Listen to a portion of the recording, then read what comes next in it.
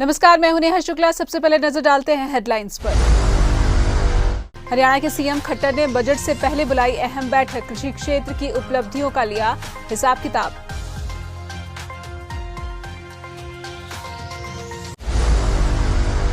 CM Khattar ने की भारत में स्विट्जरलैंड के राजदूत डॉक्टर हैकनर से मुलाकात। हरियाणा में स्विस कंपनियों के विस्तार पर की गई चर्चा।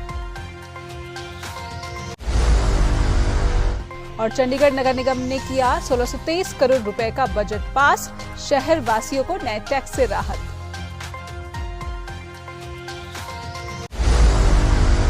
हरियाणा के मुख्यमंत्री मनोहर लाल खट्टर ने शनिवार को हरियाणा बजट 2021-22 के मद्देनजर आत्मनिर्भर भारत अभियान समीक्षा बैठक बुलाई। बैठक के दौरान बताया गया कि किसानों के लिए फार्म गेट इंफ्रास्ट्रक्चर के लिए 1 लाख करोड़ के एग्री इंफ्रास्ट्रक्चर फंड में से प्रदेश को 3900 करोड़ रुपए आवंटित किए गए हैं। इसी तरह प्रधानमंत्री किसान निधि के तहत 18,92,682 किसानों को 2,212 करोड़ 81 लाख रुपए की राशि ट्रांसफर की गई है। प्रधानमंत्री फसल बीमा योजना के तहत 13,27,245 किसानों के 2980 करोड़ 74 लाख करोड़ रुपए के दावों का भुगतान किया गया है। इस दौरान जानकारी दी गई है कि ग्रामीण और शहरी क्षेत्रों में 1589 हेल्थ एंड वेलनेस सेंटर बनाने का लक्ष्य निर्धारित किया गया है, जिसमें से ऐसे 630 सेंटर्स बनाए जा चुके हैं। इसके अलावा प्रदेश के अंबाला, हिसार, करनाल और यमुनानगर में 4 कार्यात्मक जिला जन स्वास्थ्य प्रयोगशालाएं हैं। बैठक में यह भी बताया गया है कि अप्रैल से नवंबर 2020 के दौरान 5,30,505 मीट्रिक टन गेहूं वितरित किया गया। प्रदेश में एक राष्ट्र एक राशन कार्ड योजना पूरी तरह से लागू कर दी गई है। इस योजना के तहत नवंबर 2020 में प्रदेश में 744 ट्रांजैक्शन हुए और इस मामले में हरियाणा देश का पहला राज्य बना है। इस दौरान सीएम खट्टर ने कहा है कि हमें आत्मनिर्भर बनने के लिए रोजगार बढ़ाने, आर्थिक स्थिति मजबूत करने, ईज ऑफ डूइंग बिजनेस और ईज ऑफ लिविंग की दिशा में कार्य करना होगा। उन्होंने बैठक में मौजूद विभिन्न विभागों के प्रशासकीय सचिवों को ऐसी योजनाएं तैयार करने के निर्देश दिए हैं जिससे आत्मनिर्भर पैकेज का अधिक से अधिक लाभ उठाया जा सके। मुख्यमंत्री ने अधिकारियों को यह सुनिश्चित करने के निर्देश दिए हैं कि हर सिविल अस्पताल में प्राइवेट रूम हो और इसकी संख्या बढ़ाने के साथ साथ इनमें प्रदान की जाने वाली सुविधाओं की गुणवत्ता भी बढ़ाई जाए। इससे लोग प्राइवेट अस्पतालों में न जाकर सरकारी अस्पतालों को प्राथमिकता देंगे। इसके अलावा सभी सिविल अस्पतालों में नागरिकों को आईसीयू की सुविधा भी मुहैया करवाई जानी चाहिए। भारत में स्विट्जरलैंड के राजदूत डॉक्टर राल्फ हैकनर ने शनिवार को मुख्यमंत्री मनोहर लाल से मुलाकात की। डॉक्टर राल्फ हैकनर ने कहा है कि हरियाणा भारत के उन 5 राज्यों में से एक है जहां नेस्ले सहित स्विस कंपनियों ने अपने व्यवसाय स्थापित किए हैं। उन्होंने कहा कि स्विस कंपनियों का भारत के कुल कारोबार का 10% कारोबार हरियाणा में है और आने वाले समय में हरियाणा में अपने कारोबार का और विस्तार स्विट्जरलैंड करना चाहता है।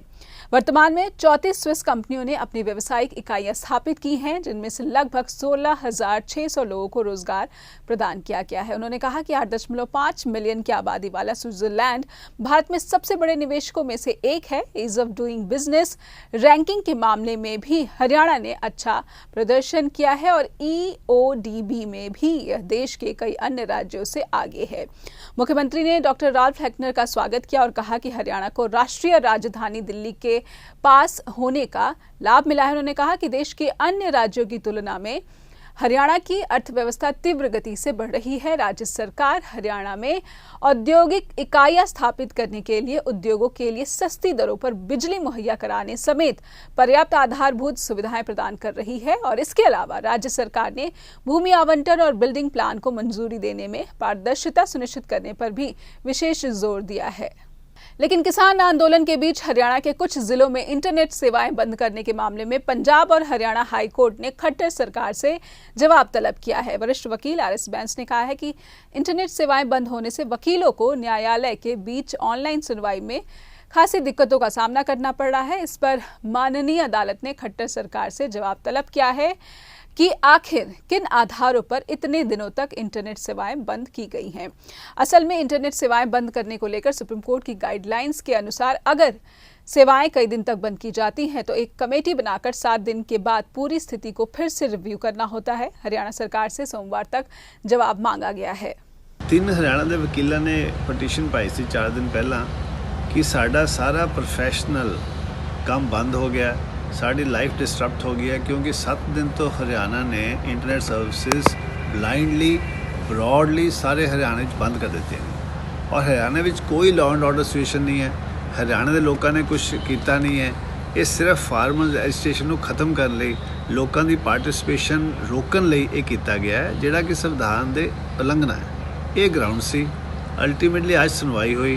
कोर्ट ने 2 ही सवाल किए सी कि सुप्रीम कोर्ट के फैसले के हिसाब नाल एक रिव्यू कमेटी बनानी होंदी है, क्योंकि जदों इंटरनेट बंद करने का मामला सुप्रीम कोर्ट को पहुंचा जम्मू कश्मीर तो ਉਹਦੇ ਵਿੱਚ ਇਹਨਾਂ ने कहा सी कि तुसी हर 7 दिन बाद एक रिव्यू कमेटी बनाओ तो वो रिव्यू करेगा और वो दसेगा क्यों इंटरनेट सर्विसेज बंद कीतियां गईयां ते क्यों इनू अगे बंद करना जरूरी है। तो 2 दिन का टाइम दिता उन्होंने। सोमवार नैक्सट वर्किंग डे है। उस तो पहला सरकार भी तो सेंट्रल गवर्नमेंट भी तो हरियाणा सरकार भी अपने अपने जवाब देंगे तो बहस जी अगे चलेगी सोमवार को।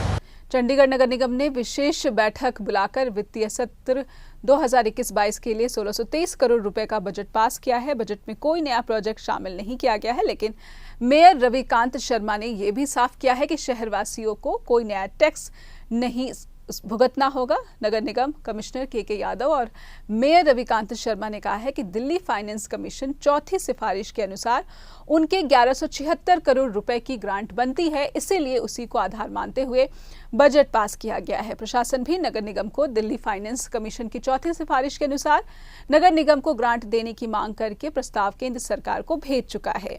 देखिए, जो बजट इस बार हमने पेश कराया वो सारा अभी सबने अपने अपने सुझाव रखे हैं, उसमें क्या और चीज़ ऐड होनी चाहिए बाकी सबने सराहा है और अपोजिशन ने भी इसको अच्छा बजट बताया है। तो मुझे लगता है ये बहुत अच्छा, शहर के डेवलपमेंट के लिए बहुत अच्छा बजट इस बार लेके आए हैं। लगभग 1670 करोड़ के करीब हमारा टोटल जो है वो बजट है। तो उसमें जो हमारी ग्रांट इन एड है और हमारी इनपुट्स है उसको मिला के लगभग 971-72 करोड़ के करीब हमारे पास अपने हैं। तो इसके अलावा ये बजट जो है हम तैयार करते हैं 4th फाइनेंस कमीशन की जो रिपोर्ट होती है उसके हिसाब से हमने कितने फंड जो है हर हेड से मिलने हैं तो उसको ध्यान में रखते हुए हम टोटल डिमांड करते हैं। तो उस हिसाब से हमारे पास इस बार सफिशिएंट फंड है। शहर के विकास की जो गति है उसको हम विकास है जो उसको बहुत और गति देंगे। बजट के अनुसार नगर निगम ने 48 करोड़ रुपए के घाटे के साथ नए वित्तीय सत्र शुरू करने का दावा किया है। भाजपा पार्षद अनिल दुबे के सुझाव पर नगर निगम के कर्मचारियों के लिए हाउसिंग स्कीम को भी बजट में शामिल किया गया है, जबकि भाजपा पार्षद शक्ति देवशाली के सुझाव पर गरीब बच्चों के लिए स्मार्ट स्कूलों का निर्माण भी बजट में शामिल किया गया है। मेयर रविकांत शर्मा ने अपने बजट भाषण में कहा है कि सेक्टर 17 की मल्टी लेवल पार्किंग में सुधार किया जाएगा। देखिए, जो 9 गांव पहले कॉर्पोरेशन में आया उनके सड़कों के लिए, कारपेटिंग के लिए या और कामों के लिए 29 करोड़ रुपए ऑलरेडी हमारे पास उस साइड में है जो वहीं पे खर्चे जाएंगे।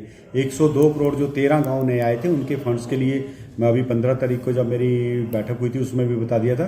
तो 12 करोड़ के काम एडमिनिस्ट्रेशन करके देगी और 90 करोड़ उन्होंने हमने अप्रूव कर दिया, जिसमें से 30 करोड़ इस फाइनेंशियल ईयर का अभी इस हफ्ते में या अगले हफ्ते में वो हमें रिलीज करने जा रहे हैं। तो विकास में, गांव के विकास में किसी किस्म की कोई कमी नहीं है। चंडीगढ़ क्राइम ब्रांच की टीम ने अंबाला हाईवे पर स्थित राष्ट्रीय होटल के पास से 6 किलो 500 ग्राम चरस सहित एक व्यक्ति को गिरफ्तार किया है।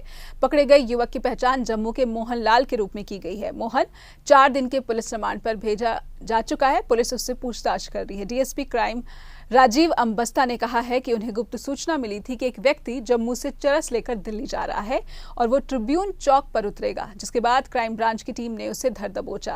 तो नियर बाई ट्रिब्यून चौक एक राजश्री होटल के पास एक गली है, स्लिप रोड है, वहाँ पर ये ड्यूरिंग द चेकिंग इन्होंने देखा कि एक बंदा के पास बैग था और वो पुलिस को देख के वापस भागने लगा।